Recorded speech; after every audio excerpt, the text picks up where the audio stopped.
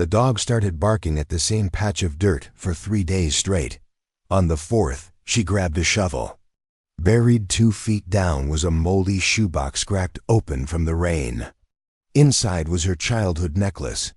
The one her mother swore was stolen, the one her father said never existed. She hadn't seen it in 20 years, since the night she woke up covered in blood and the police ruled it an accident. But the clasp, still sticky. And in the box, under the chain, was something worse than memory, a Polaroid. Of her, asleep, that same night. The ground never forgets what we hide in it. The dog began scratching 2 mornings ago, out near the rosebush that never bloomed. She had ignored it the first time. On the 2nd morning, the bark sounded different, less like a call, more like a warning. She followed him barefoot, the porch cold with mold and old pine. The house behind her breathed. Shallow, dust stirred by steps not taken in years. The yard had become unrecognizable since her parents died, roots swallowing fence posts. The shed slumped like a man grieving his own collapse. The dog stood panting beside a patch of upturned soil. Not freshly dug, but disturbed, damp, wrong. She crouched, hesitating as her palm met the earth. The shovel came next, not out of curiosity, but compulsion. She told herself it was to quiet the dog, to settle the ache in her gut. But part of her already knew. 3 inches down, something clinke metal edge, cardboard corners softened by time. She pulled it out slowly. A child's shoebox, warped, stained, wrapped twice in black plastic. Her breath held. She didn't open it. Right away. She took it inside, set it on the kitchen table like a question waiting to be answered. The same table where her mother once cut apples too thin and spoke only in warnings. She stared at it for an hour. When she finally peeled the plastic away, the smell hit her first wet iron, and something sweet, like sugared milk, curdled in sunlight. The lid trembled in her grip. Inside, nestled in yellowed tissue, was the necklace. Her necklace. A rusted chain, the locket heart-shaped, cracked across the front like a fault line. She hadn't seen it since she was 9, the day it vanished. The day after the girl next door stopped coming over. Her mother had sworn it never existed. The smell grew stronger. She lifted the necklace gently. The chain knotted, sticky. A fragment of hair clung to it, fine, blonde. Not hers. The heartbeat skipped. At the bottom of the box, under the necklace, lay a photograph. Color faded, slightly curled. Her asleep. In her childhood bed, red pajamas, open mouth. The window behind her cracked open to summer. A date scrawled on. The back in smeared ink. June 9. The night after the fireflies didn't come. The night someone disappeared. The floor creaked behind her. Just the dog. Or the house remembering. She turned the photo over again. Her body twisted in the sheets. But what drew her eye wasn't herself. It was the edge of something in the frame. A shadow. Not hers. Not the lamp. Too long, too still. She traced it with her fingertip. It ended just beside her pillow, like someone standing there. Watching. The air shifted. She reached for the locket again. Something inside rattled. She tried to open it, but it stuck. Years of damp had sealed it shut. She ran her thumb across the crack. A memory surfaced. Her mother, standing over her that morning, pale, holding a trash bag. "Don't ask about the necklace," she'd said. "It wasn't yours to keep." That was the day the back room was locked. And stayed that way. She stood now, trembling, the box still open. Something about the way it had been buried, wrapped, sealed, planted beneath that cursed rosebush. She remembered her father gardening that summer, digging too deep. Planting nothing, the flowers never grew. They didn't want to. She picked up the photo again. This time, she noticed the corner creased, as if it had been tucked in something. Hidden. She angled it toward the light. A second photo was taped beneath it. Hands, small, clutching the necklace, red fingers. Dirt under the nails, a torn ribbon. On the wrist, The same ribbon her friend had worn in her hair. The day she came over and never left, she dropped the photos. They hit the table like accusations. The dog whined. She reached for the necklace once more. As she did, she noticed the locket was leaking. A thin line of rust-stained liquid ran onto the tissue. She grabbed a cloth, wiped it gently. The hinge cracked open. Inside, a dried flower petal dot and something white and hard too smooth to be stone. Baby tooth. She stumbled back, hand over her mouth. It wasn't hers. It wasn't hers. The dog growled suddenly, ears pinned. Not at her. At the hallway, she turned. The drawer. The one by the stairs. It was open, just an inch. She hadn't touched it. She hadn't even been near it, but it sat there now. Ajar, as if waiting. She approached slowly. The air colder with each step. She touched the handle. Something sticky. She recoiled. Smear. Faint. Red-brown. Old. She opened it fully. Empty. Except for an envelope. Yellowed. Unmarked. She reached for it, but froze. A sound, soft and wrong, came from behind her. A breath. Not hers. She spun around. Nothing. Just the dog, trembling. She clutched the envelope, heart slamming, skin prickled. She didn't open it. Not yet. She backed away. Slowly. Her foot knocked the box. The photo slipped out again. She looked down. This time, she saw it clearly.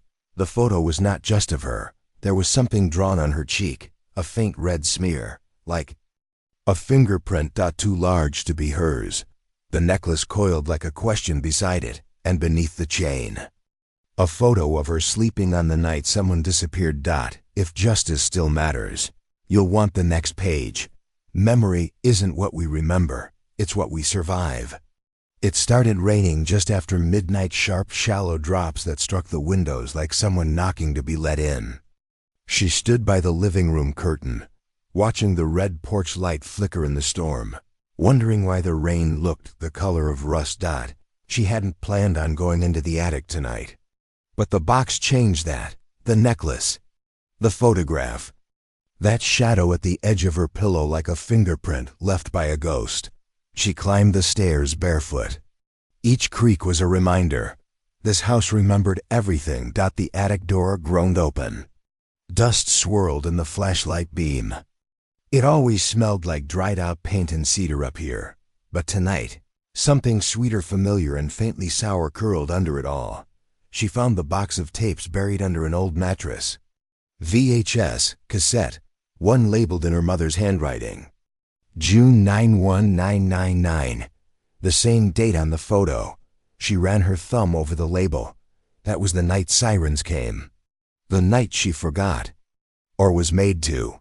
She descended with the tape like it was fragile evidence, her heart a steady throb in her throat. CSSETT player sat where she'd left it after cleaning out the crawl space. She clicked the tape and static, then a sound like wind through teeth, then a voice. Not hers. A child's voice. Older than it should be, breathy, afraid, she's bleeding. Then silence, she froze. A new voice followed. Clipped, familiar, her mother's. Take it off. Take it off now. The tape cracked again, something hitting wood. A gasp, then her name, but not her voice. The child whispered, "Is she dead?" A third voice spoke, her father. Calm. Too calm. She's gone. We'll say it was an accident. Her lungs forgot how to breathe. The recording fuzzed, then cut out. She rewound it. Needing to be wrong, she wasn't. Her name had been spoken, but it hadn't been her. The rain intensified, washing the windows in streaks of red porch light and shadow. She pressed her palms to the table. How much had they buried? How much of her life was made of someone else's silence? She closed her eyes. A memory slipped through. Her mother brushing the neighbor girl's hair, Delia. Her soft laugh. The way. Her head tilted into the touch. "You're the daughter I never had," her mother had whispered. She used to think it was just something people said. But now, she wondered. That night, she'd woken with blood on her hands. No wound, just blood. Her mother said she had a nosebleed. Told her to change the sheets. Told her not to mention it again. She hadn't. Not for 23 years. And the necklace. Delia's necklace had vanished that same night. The one her mother insisted never existed. She stood and crossed the room. The floor cold and wet with a leaking draft. The photo sat on the table where she'd left it. She turned it over again. Something new caught her eye. The corner edge had a small tear.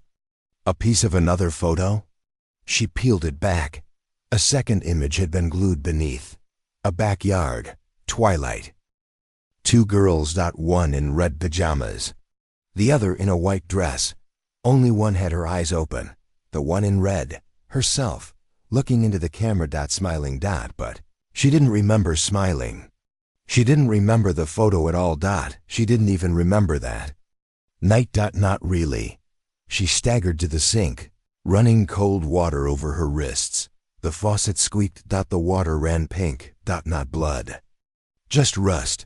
But she flinched anyway. Some part of her believed it could be more.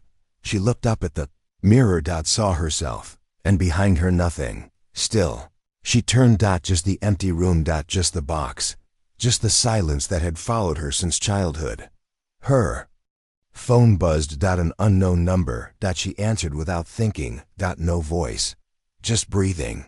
She said, "Hello" once. Twice. The third time, a voice spoke. She remembers now. Click. The line died. Her knees buckled. She sank to the floor beside the kitchen island. The tile cold and humming beneath her. Outside, the rain turned violent. Somewhere in the house, a door slammed. She didn't move. She couldn't. Her mother used to say storms were just the sky cleaning itself, but tonight, the sky was bleeding, and she was the one left holding the cloth. She crawled to the hallway closet, opened the old photo albums. Page after page of smiling birthdays and school plays. But Delia was never in them. Even though she remembered her being there, she remembered their Halloween costumes. Matching witches. She remembered hiding together during hide-and-seek beneath the porch. She remembered holding her hand. And letting go. Why didn't her parents want her to remember? What did forgetting protect? She pulled the last photo album from the shelf. One tucked inside a manila folder. Inside, a newspaper clipping. Local girl missing. No foul play suspected. Date, June 10th, 1999. Delia's name printed wrong. A typo, they said. But her photo, her eyes looked scared. The same eyes from the hidden picture. The one under. The photo in the box. She knew now that it wasn't just misplaced. The box had been hidden. On purpose. By someone who knew she'd remember. Eventually. If justice still matters. You'll want the next page. Someone else knew it was there. And wanted her to forget it. The hallway drawer hadn't opened in years until now. She used to rattle it as a child, convinced it held something magic or forbiddance. Her mother would swat her hand away without looking, say, "It sticks because it's old," then add softly, "and some things should stay stuck." Tonight, it glided open like it had been waiting. The air inside was stale, like trapped breath. Dust clung to everything: papers, keys, a cracked flashlight, a photo frame turned face down, and an envelope. Large, yellowing, thick. In black ink. Did not show her. She stared at the handwriting. Her father's, the same hand that had written her permission slips and grocery lists. The same hand that buried the rosebush. She didn't move for a long time. Just stood there, fingers twitching above the envelope like something might bite. Then she opened it. Inside, drawings, crumpled, childlike, some in pencil, others smeared with waxy crayon. She recognized her own handwriting in the corner of the first one. Age 9. The page showed a shoebox. Black scribbles all around it. The lines dug into the paper hard, almost angry. The box floated in the center like something sacred. She flipped to the next drawing. A girl holding a necklace. Red smudges covered. Her hands, she blinked, no colored in red, but messy, rushed.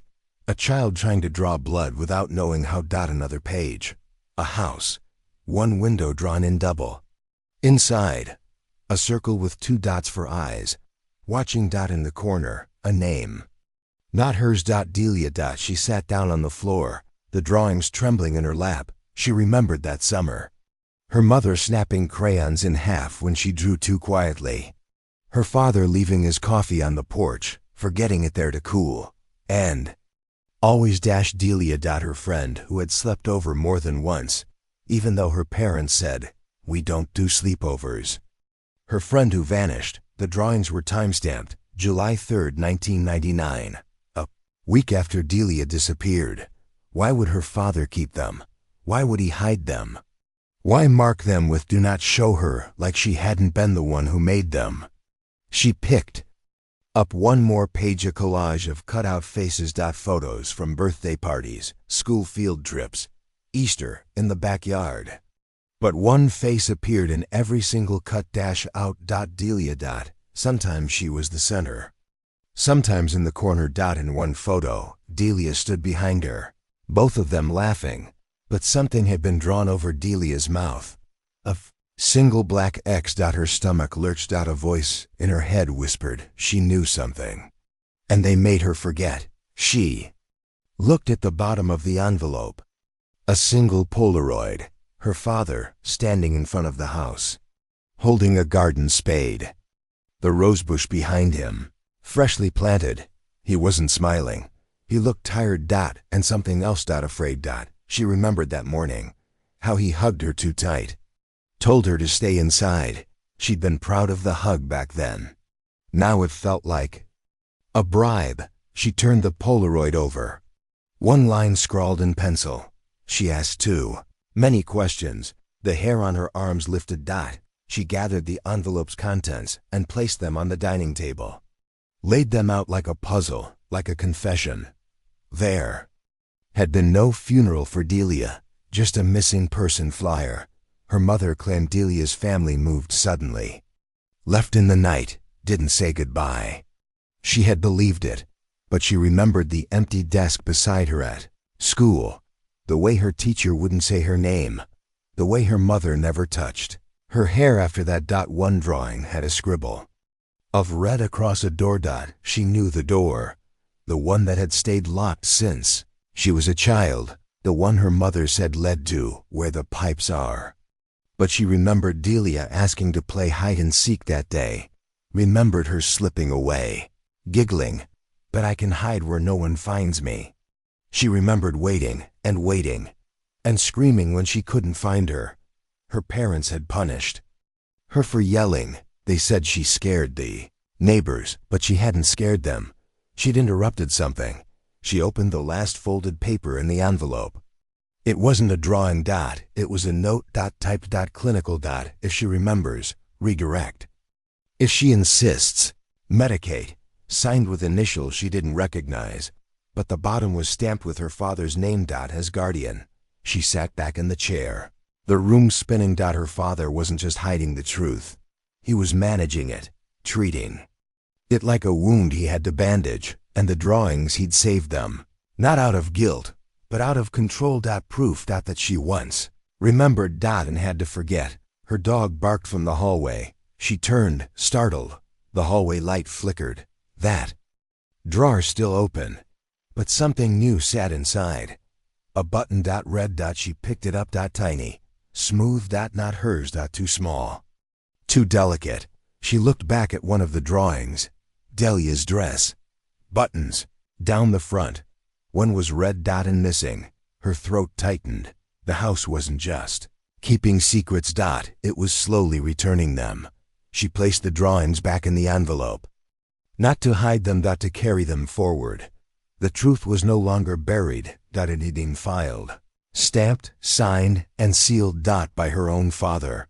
If justice still matters, you'll want the next page.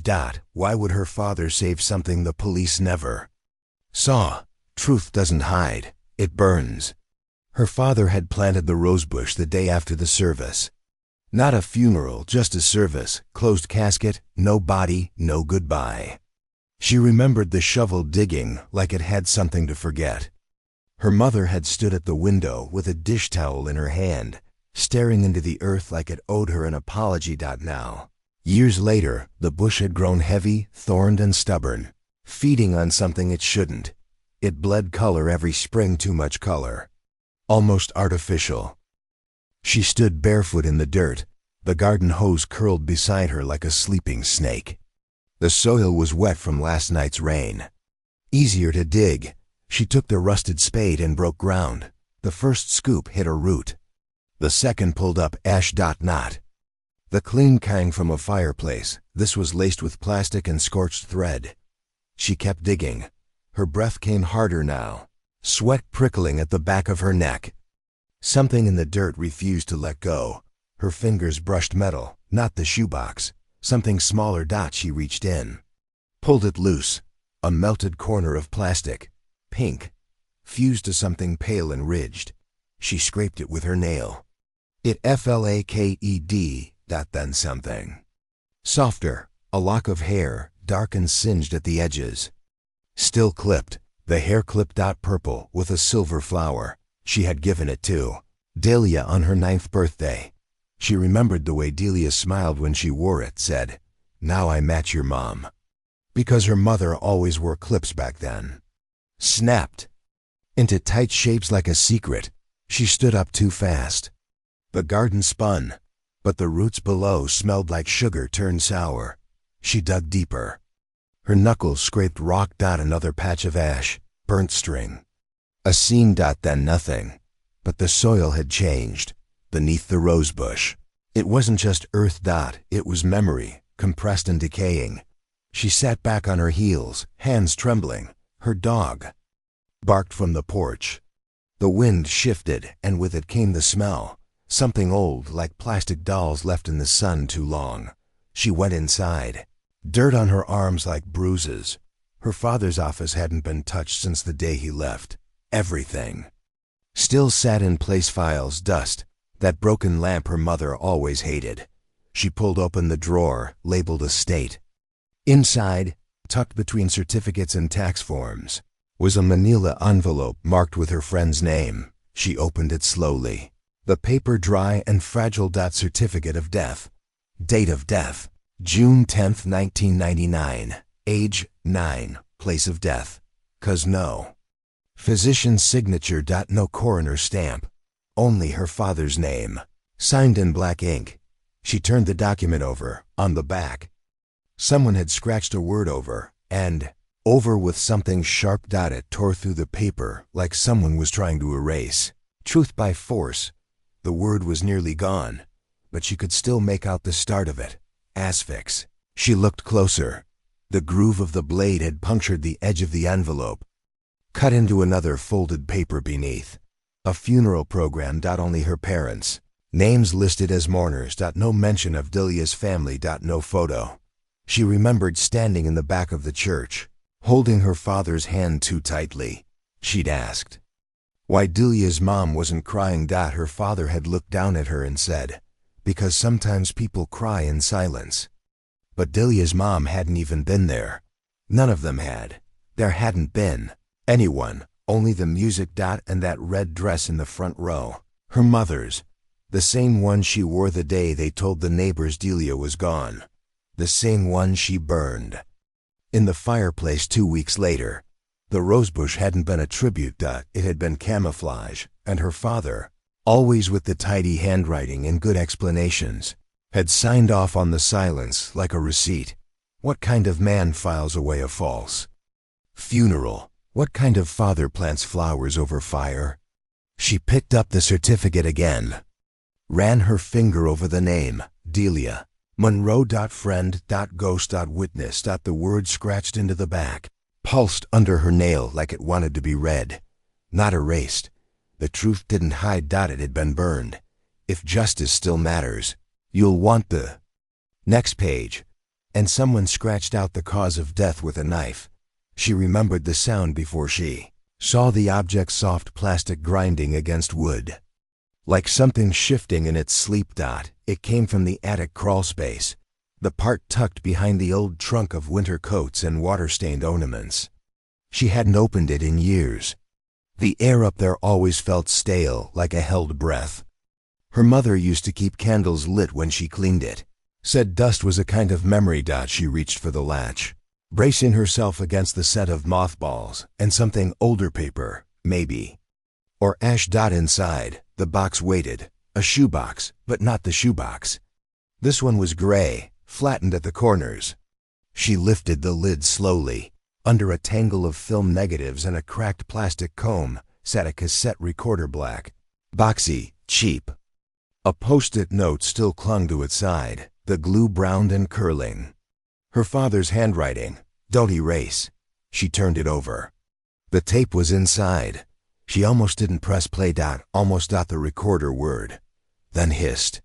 Then silence. And then her own voice, faint, shaky. The kind of voice you use when you don't know someone's listening. "I didn't mean to hurt her," the girl whispered. Her body stiffened. Her hands trembled slightly at the wrists, the way they used to when she was 9 and lied. That voice was hers. But the memory wasn't. A pause. Static. A thump. Like someone shifting in a chair. Then another voice. Older, quieter, male. "She won't. Remember this part." Click. The tape stopped. She rewound it, palms sweating. Pressed play again. Same voice. Same sentence, but after that something new. A rustle. A breath. Then her mother's voice, whispering, not words. Just a hum. The same lullaby she used to sing when she brushed her hair. She pressed stop. Her lungs forgot how to work for a second. She was 9 years old again, sitting at the kitchen table while her mother snapped photos in half and fed the pieces into the fire. One of the photos had shown Delia, the two of them standing in front of the rose bush, arms slung around each other. That was the day before Delia disappeared. "Pictures lie," her mother had said. But fire tells the truth. Back then, she'd thought it was poetry. Now it felt like a confession. She took the tape to the kitchen, set the recorder down next to the sink, played it again. This time she didn't flinch. "I didn't mean to hurt her." Her own voice. But something was different. At the edge of the words. She heard it. The sound of running water. A faucet. Like now. She turned off the tap. Played the tape again. In the background, a second girl's voice, soft, warbling, crying. Delia. The tape had recorded both of them, but that part was never meant to be heard. She fast-forwarded. More static. A shuffle. A creak. Then her father's voice. Calm. Too calm. She didn't see anything. She only thinks she did. Then her mother again. She's getting harder to redirect. Click. Silence. She leaned back against the counter, fingers gripping the edge like it might hold her up. How many times had they recorded her? How many confessions were trained, planted, pressed into her like fingerprints? She opened a drawer, pulled out a flashlight. Back to the attic. She rummaged through the old bins, photo albums, birthday cards. A folder marked therapy -1999. Inside typed. Notes.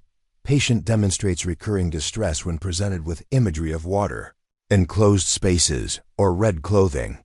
Recommending reduction in visual triggers. Caregivers instructed to remove access to triggering materials. Audio recall sessions administered. Patient exhibits suggestibility. She stopped reading. Suggestibility. The word pulsed like a wound. They'd turned her memory into wet clay. And someone else had shaped it. Back downstairs, she pressed play one last time. This time, she focused not on the words, but the breath between them, the way her 9-year-old voice faltered, the way it almost sounded rehearsed. "I didn't mean to hurt her," she'd said. But the fear in her voice wasn't guilt. It was confusion. The sound a child makes when the lines of right and wrong are being drawn with disappearing ink. She remembered the night Delia vanished, how her mother had called her inside. Voice too calm. How her hands were shaking while brushing her hair, how she'd whispered. Sometimes people get lost on purpose. She'd thought it was about Delia, but maybe it wasn't. Maybe it was about her. Another rewind, another listen. This time, after her voice. Something else. A voice she hadn't noticed before. Buried low, croaky. Not her father. Not her mother. Someone else. She knows now, the voice rasped. She's waking up. The tape clicked. She stared at the recorder like it had just opened its eyes. That voice didn't belong in the house. Not on any recording, but it had known. She was 9 then. She didn't remember. She was 32 now, and she did. If justice still matters, you'll want the next page. But another voice on the tape says, she knows now. She's waking up. She remembered the way her mother's hands moved through Delia's hair, slow, deliberate, like she was weaving silence into every strand. That memory came first. Then the envelope. She laid it flat on the counter, the one from the shoebox. The inside of it still smelled faintly of plastic and rot, like old dolls left too close to a radiator. The 3 hairs had been sealed in a sandwich bag, knotted at the top like a child's lunch. Blonde, brunette, auburn. At least 2 were different shades. One of them was curled. She sent them off on a Wednesday. The email from the lab said 5 to 7 business days. That left her 5 to 7 nights with no air in the house. She walked the kitchen in circles, sometimes with the tape recorder in her hand, sometimes the necklace, sometimes the bag. She didn't sleep, just moved. Back and forth, like rocking a thought that wouldn't quiet. She could still hear it. You're the daughter I never had. Delia had blushed. Her mother had smiled. And she had stood there, feeling something hollow in her throat, like she'd swallowed a secret she hadn't earned. She found the diary in a shoebox marked School Projects. It wasn't hers. It was pink, padlocked, the lock half rusted and broken. The pages smelled like lotion. Her friend had written in purple pen, "Sometimes I think I'll disappear too." She reread it 5 times. The sentence was buried between entries about movies, teachers, the smell of chalk on sweaters. But it had a different weight. Like Delia had left it there for someone. Or no one. Or maybe herself. There was another line. On the next page, "Your mom likes me too much. It's weird." She stared at that for a long time. In the kitchen, she took down the framed family photo from above the stove. Not because she wanted to look at it, because she didn't. Behind it was the small vent her father had installed. He used to say, "Houses need to breathe." Inside the vent, wrapped in tissue paper, was a lipstick tube, Delia's shade. Peach Blossom number 12. Her mother had bought 1 for each of them. When she twisted it up, the tip was still perfect, unused. Lipstick that never kissed. She held it in her palm and tried to remember the last time she saw Delia alive. Not at the rose bush, not in the hallway. The real last time. It was night. She'd been sleepwalking, maybe. She remembered standing at the foot of her parents' bed, holding something. Maybe the necklace. Her mother had sat up, startled. Her father had stayed still. "You were dreaming," they told her in the morning. But her fingernails had been dirty. Her knees scraped. That memory came back now, but in pieces, and in one of them Delia's voice, calling her name. The phone rang. She jumped. It was the lab. "Ma'am," the voice said, too polite, too careful. "The sample you sent contained DNA from 2 different individuals." Her throat closed. The woman continued, "We can't confirm identities, but they're not the same person." "But they were in the same envelope," she said, voice flat. "Yes, that's the strange part." She hung up without saying goodbye. She sat on the kitchen floor, the necklace in one hand, the lipstick in the other. 2 people, 3 hairs. 1 box. She tried to make it make sense, but the numbers never worked in this house. In the hallway, she opened the linen closet. The top shelf held an old shoebox marked Christmas 1996. Inside, instead of ornaments, there were photographs. Most were doubles of family pictures. Her face, her parents. Sometimes Delia, But in one taken at a distance from behind the rosebush, she saw something else, a little girl, sitting on the porch steps, hugging a teddy bear, but the face, it looked like hers. The clothes were hers. The eyes were not. She turned the photo over. No date. No caption. Just a faint thumbprint in dust. She walked back to the kitchen, photo clutched tight. The diary was still open. The lipstick beside it. She whispered aloud, how many daughters did she want? No answer. Just silence. She put the photo next to the necklace and the diary. 3 pieces. 3 strands. And then she remembered the drawer. Not the one with the tape. The other one. The locked cabinet under the stairs. Her father had always said it held tools. She walked to it now. Got on her knees. Pulled at the handle. Sucked. She grabbed a screwdriver. Pried at the edge until the latch. Gave. Inside. 1 shoebox. Gray. Mold. Spotted. Inside that. A folder. She opened it. Inside were school records. Report cards. 1 was hers. 1 was Delia's. 3rd had no name. Only a birth date. Only 1 grade. Withdrawn. She flipped the page. There was a drawing. Crayon. Girl holding hands with 2 taller figures. 1 had yellow hair. 1 had black. The girl in the middle had red, scribbled hands, like they were dipped in paint. Or blood. She heard herself breathing. She turned the page, and there it was. A letter. To her father. From the school psychologist. Student displays signs of identity blurring, memory gaps, and assumed trauma response patterns. It went on. Too many words. Too many truths trying to crawl out. She placed the letter beside the others. A small altar now, forming in the kitchen. Lipstick, necklace, diary, photo, hair, the family. They tried to shape the silence they grew it from. She whispered, not sure to whom, which one of us disappeared first.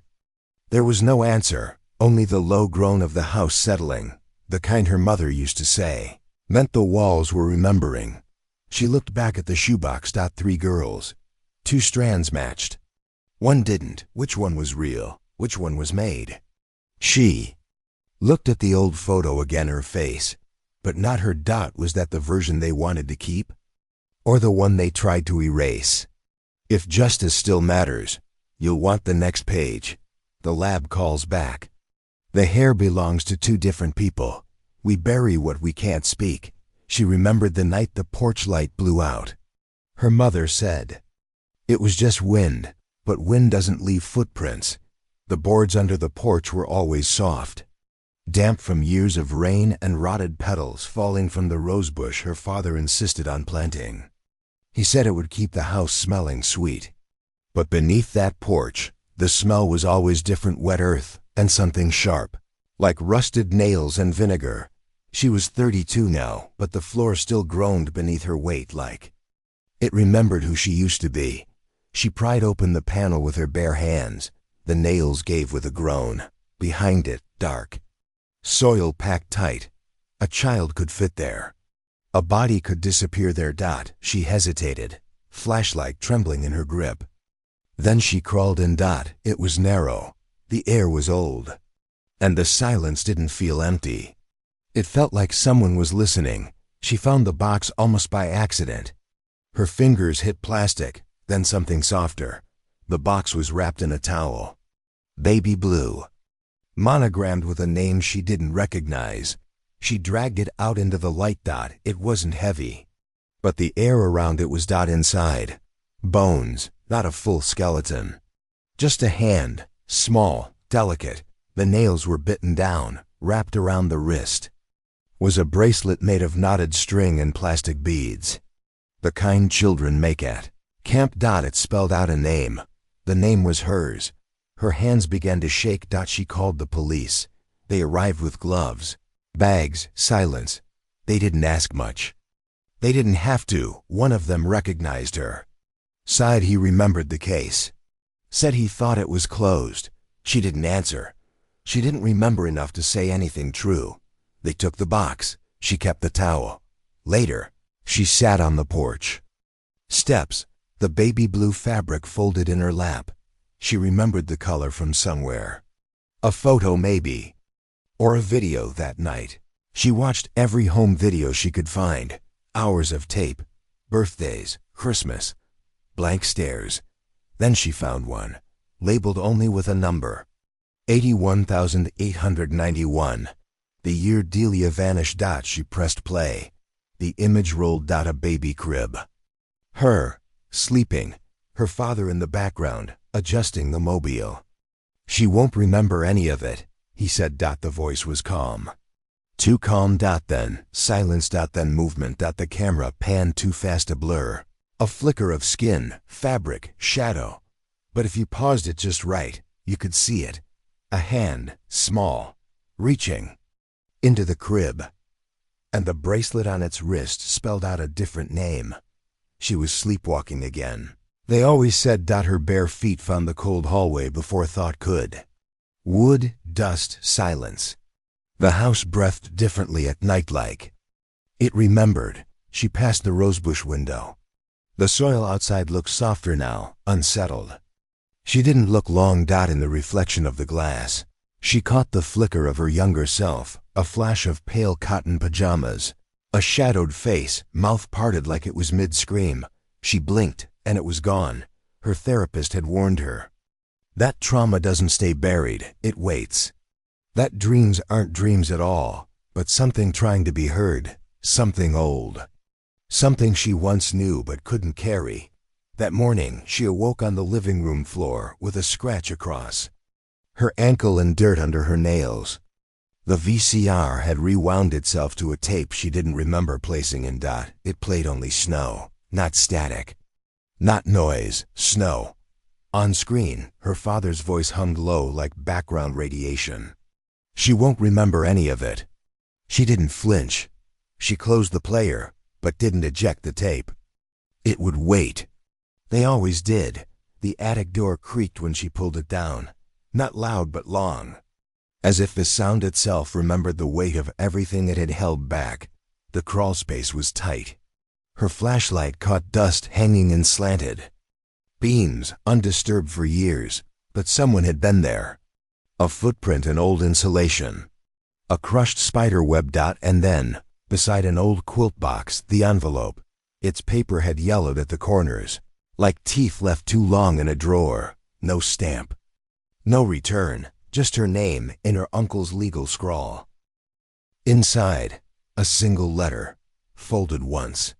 The seal of the law firm, her mother's signature. The ink looked rushed. A curl unfinished. As if the pen had been pulled from her hand, she unfolded the paper slowly. She wasn't your sister by blood, but she was still ours. Her stomach went hollow.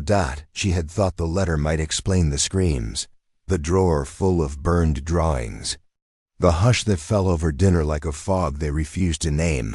But instead, it opened another hole. She pressed her fingers to the page, not reading it again, just feeling where the pen had pressed hardest. Below the letter, tucked behind the lining, was a tiny cloth pouch. Inside, a chipped tooth. Too small for an adult. Not hers. It was still faintly warm. She dropped it. She remembered, then the locked room. Not locked to keep people out.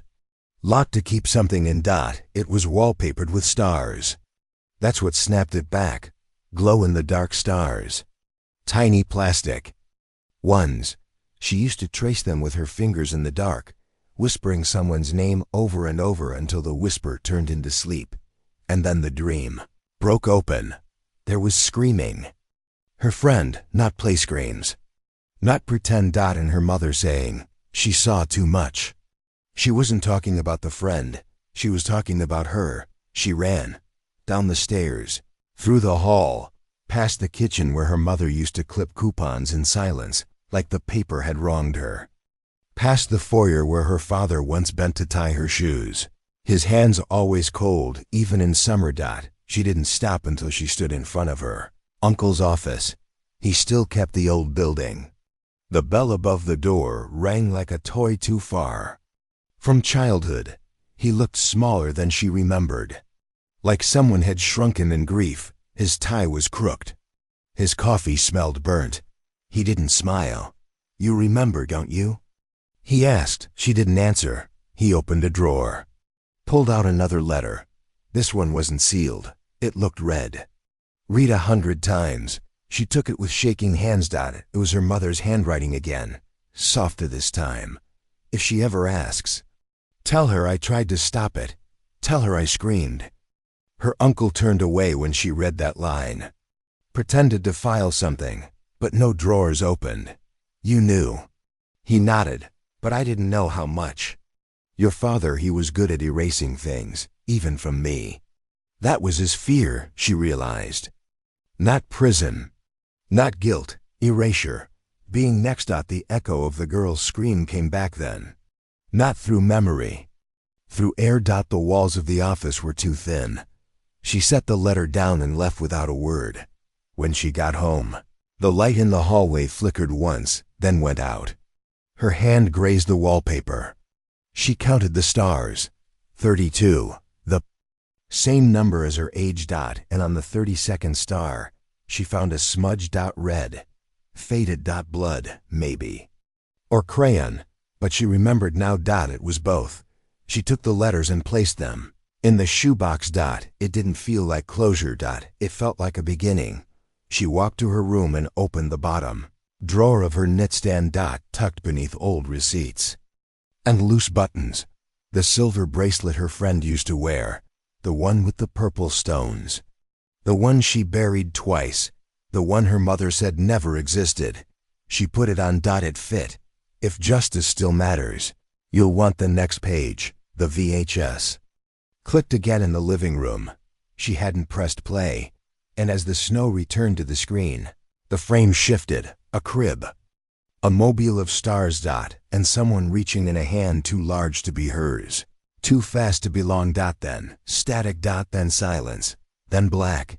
She was sleepwalking again. They always said she used to wake to the smell of burnt cotton blankets twisted at her feet, nightgown soaked in sweat, forehead pressed to the cool window glass. Once her mother told the doctor it was the full moon.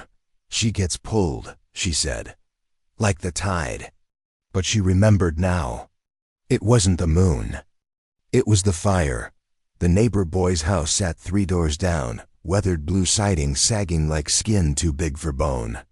She hadn't spoken to him in over 20 years. Not since the night her friend vanished and her father told her, "We don't talk about that." He opened the door slower than she expected. Older now, late 30s maybe, but with the same downturned eyes like he still saw it. "I don't blame you," he said before she could speak. "I know what it's like, to remember wrong, to be told you did." Inside, it smelled of oil and old paper. The living room was covered in unopened mail and garage sale clocks. Time stopped everywhere. "I used to watch through the window," he said. "I saw everything from mine." She sat down on the armrest, not the couch. It felt wrong to sink into something here. "What do you remember?" He reached for a small box on the TV stand. Dust puffed off like a breath held too long. Inside, faded Polaroids, warped cassette tapes, a rusted ring box. He handed her the photo without looking. It showed 2 girls, herself and the neighbor girl, asleep in her childhood bedroom, their arms tangled like branches.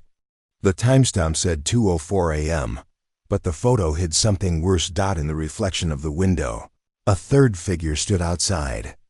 No face, just a pale blur, and a hand pressed to the glass. "I didn't take it," he said quietly. "It was in my mailbox the next morning. No note." She traced her own face in the photo. Her mouth was parted, the necklace barely visible. At her throat, she hadn't known it was taken. Hadn't known the fire had already started. "She screamed," he said. "I heard it, but it wasn't fear. It was like someone trying to remember while being erased." A cold wind moved through her like breath before grief. "What did my father look like?" she asked, though she wasn't sure why. The boy man now looked at her with something like guilt. Not scared, not even angry, he hesitated, relieved. Sharp and soundless, relief, not panic, not heartbreak. Just a breath let go. He got up, disappeared into the garage. She stood there holding the Polaroid like it was the last proof she existed. The neighbor returned with another box. A smaller one, black plastic. Inside was a broken camcorder. It's from your house. I found it in our bushes after the fire. I was going to throw it away, but you didn't, she said, because someone scratched my name into the bottom. He flipped it over. Sure enough, carved beneath the battery latch, Michael, her. Pulse stuttered. She didn't remember knowing his name as a child, but apparently someone did. He plugged it into the wall. Static, a flicker. Then her living room, Christmas maybe. The camera shaky, panning too fast. Her father's voice behind it. Smile, sweetheart. But something else moved in the corner of the screen, a mirror, and in the mirror, a hand reaching into her crib. She froze out. It wasn't her father's hand, not the right shape, not the watch he always wore. If justice still matters, the neighbor whispered, you'll want the next page. She turned. He was holding a notebook spiral bound, pages torn like a dog chewed through time. One page, folded 4 times. She opened it slowly. Do not give her this, it read at the top.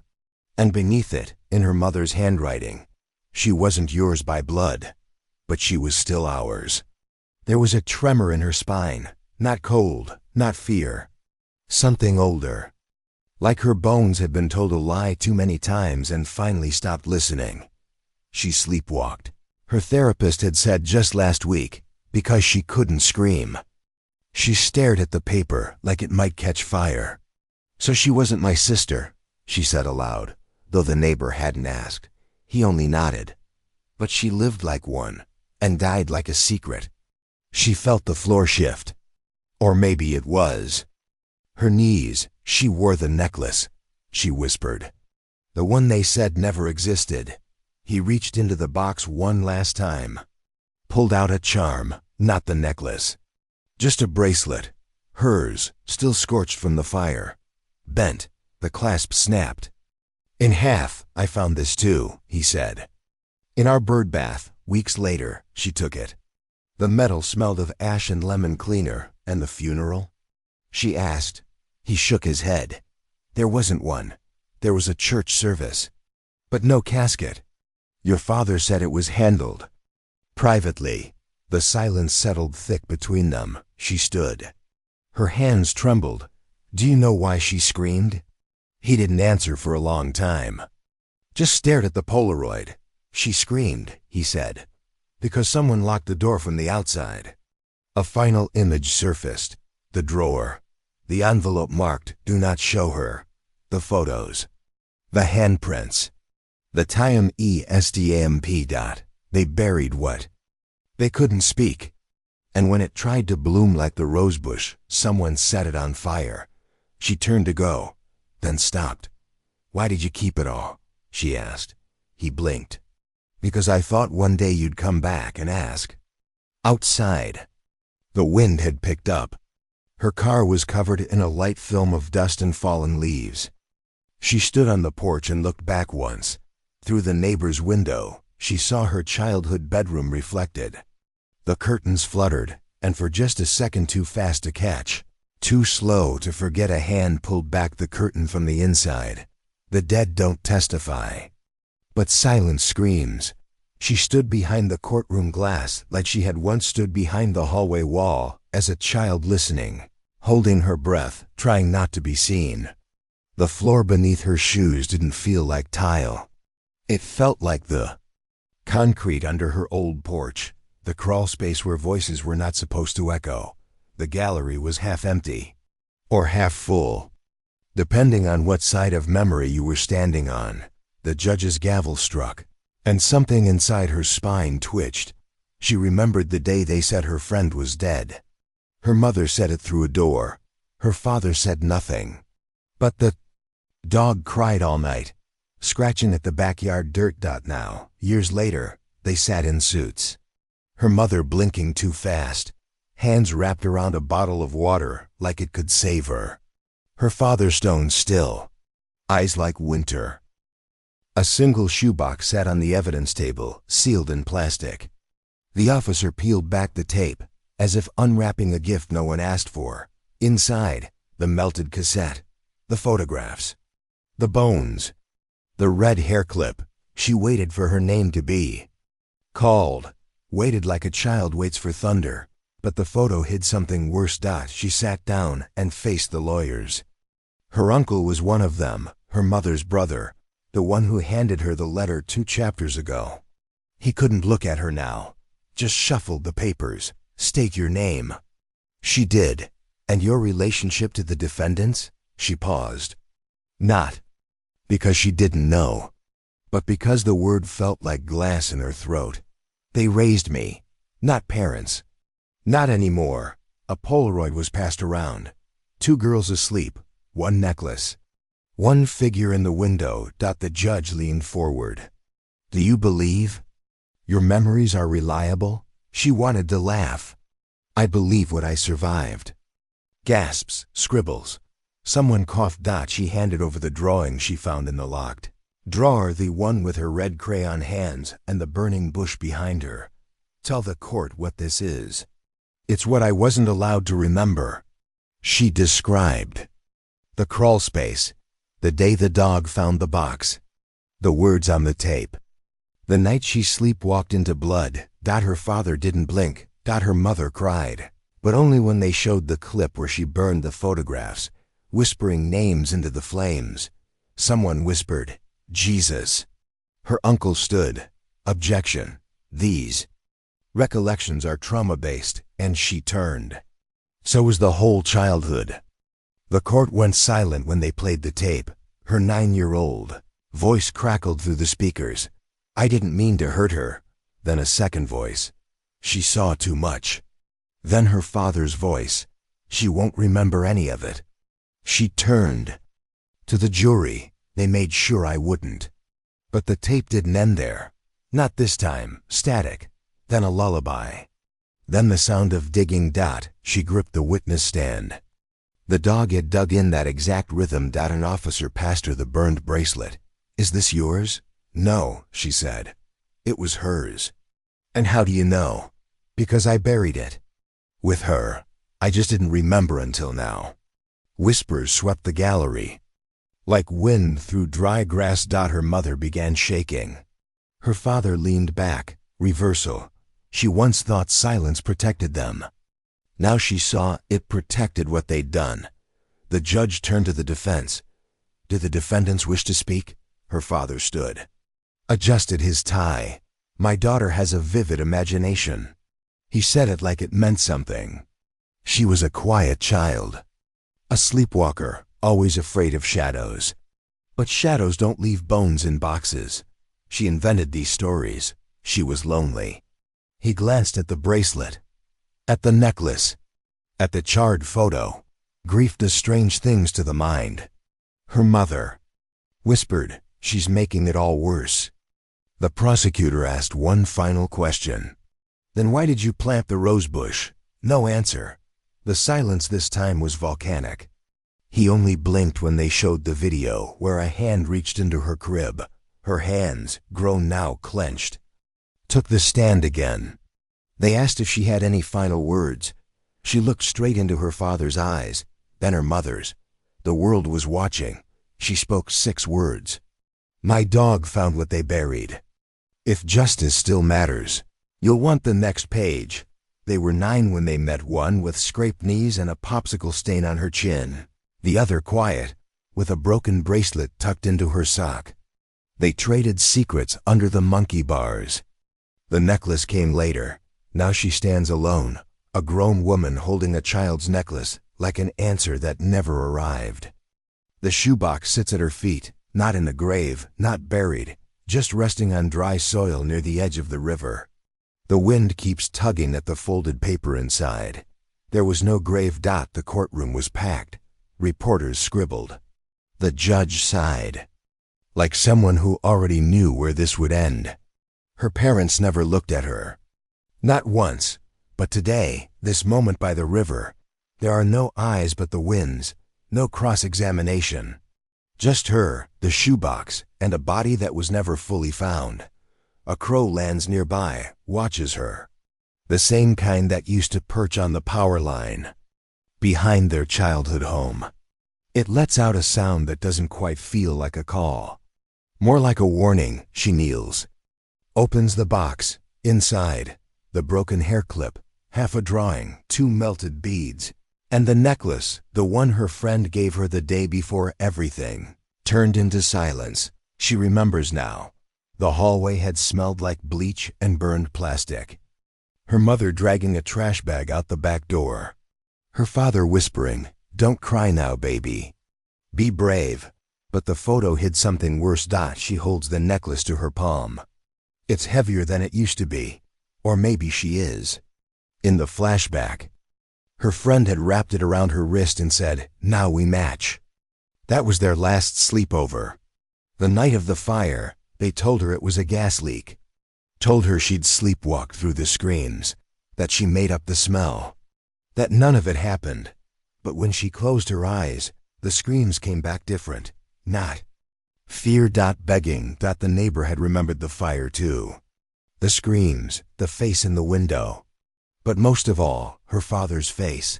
Not panic but relief. She dips her hand into the box and finds the drawing. Half a stick figure, but the hand's red. Crayon red. Like someone knew exactly how it ended, even if the memory had been scrubbed from her brain.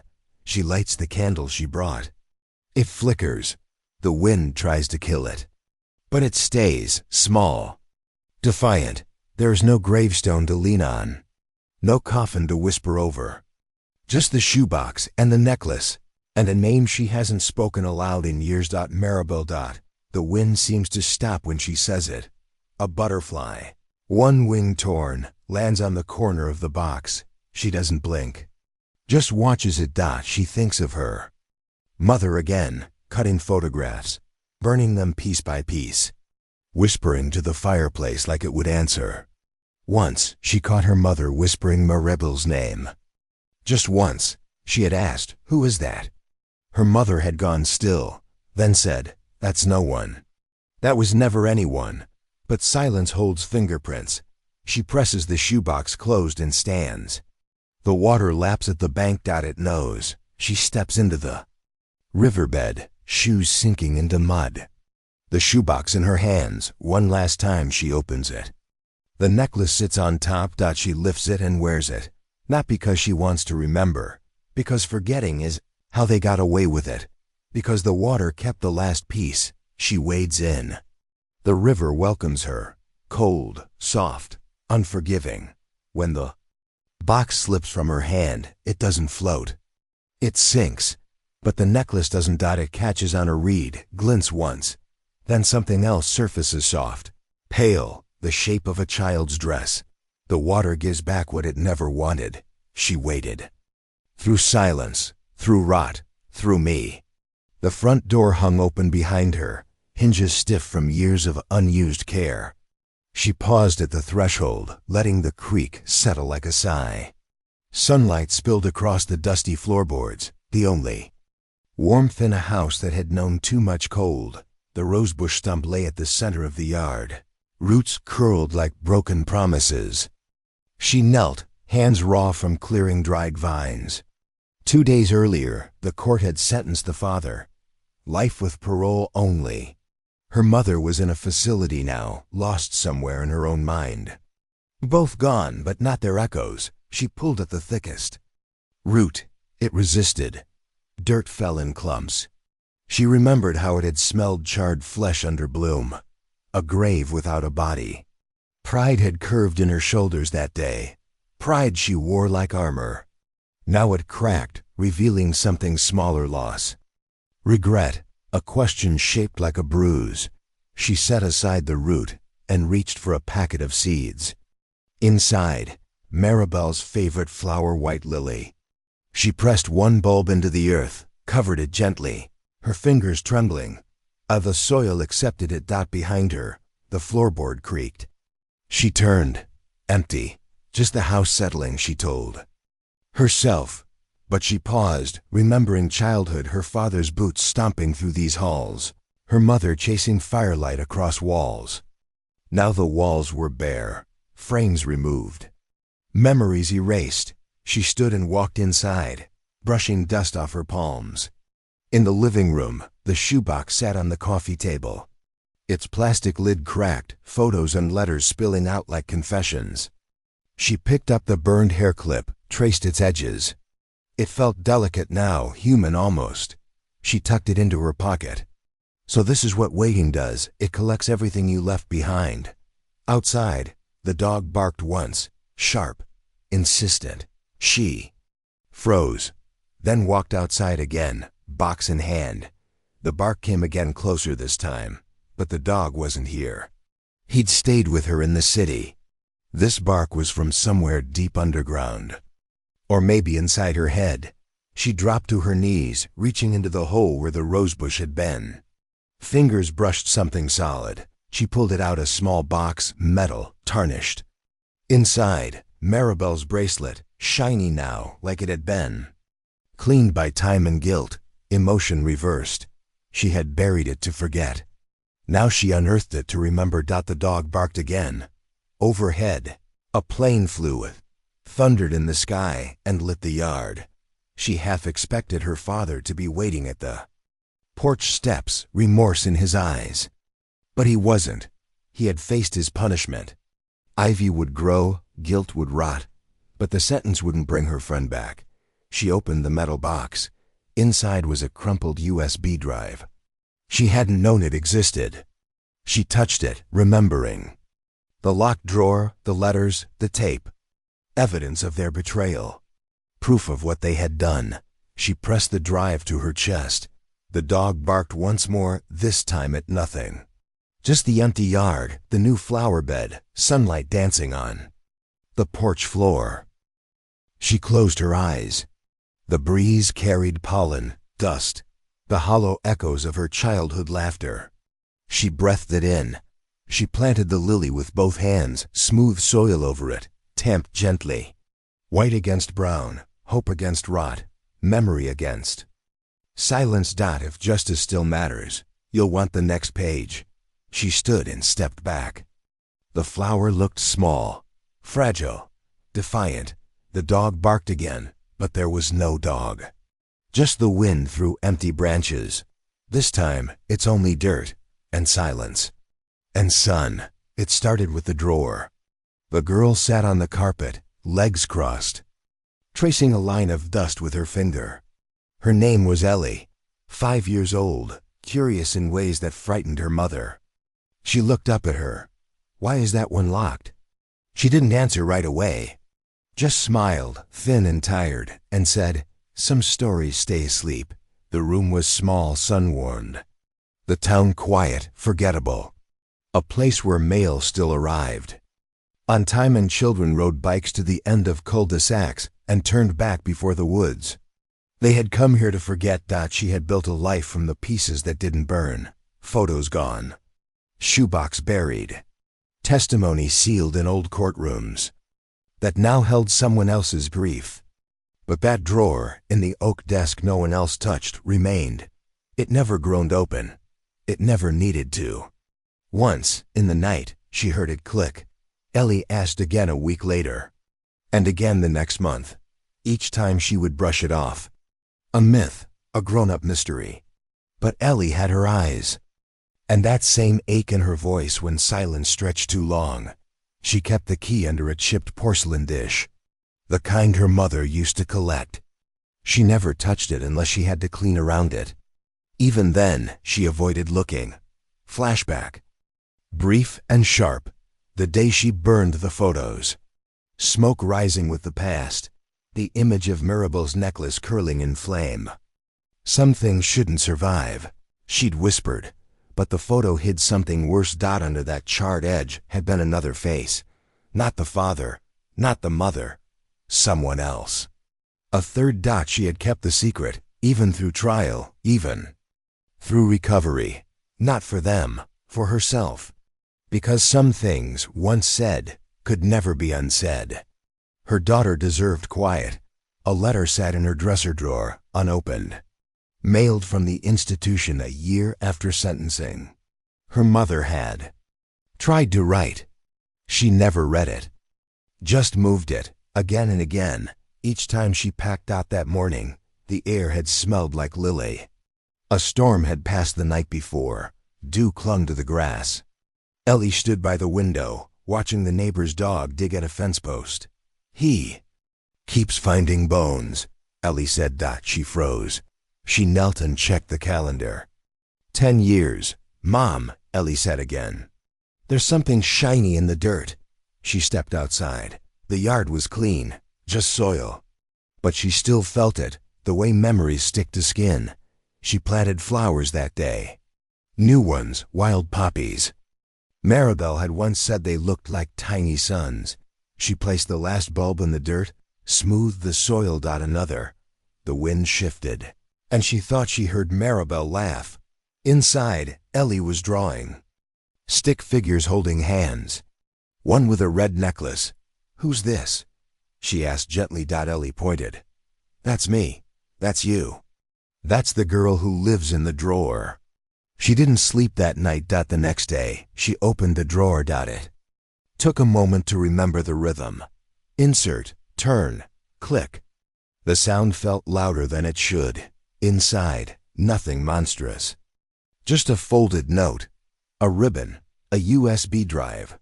A photo. The photo was from the night of the fire, but unburned. 3 children. 2 asleep, 1 standing in the doorway, eyes wide, mouth open. She hadn't seen this angle before. And behind them, a shadow in the mirror. She held the ribbon. It was Maribel's, the same one from the night she vanished. It still smelled faintly of smoke and rain. The USB drive, she hadn't touched it in years. She thought about plugging it in, watching, listening. But some doors don't need to be opened again. She put it all back, carefully, deliberately. Except one thing. She took a pen. On a torn page from Ellie's coloring book, she wrote 6 words. Let what sleeps, sleep. She folded the note, placed it on top, and locked the drawer. Ellie never asked again. Outside, the wind stirred the poppies. Red against green. The past against the living. If you believe secrets rot slower than bone, you'll want the next page. That night, she dreamed of the shoebox, buried, quiet, but the drawer stayed locked, and for once, that was enough.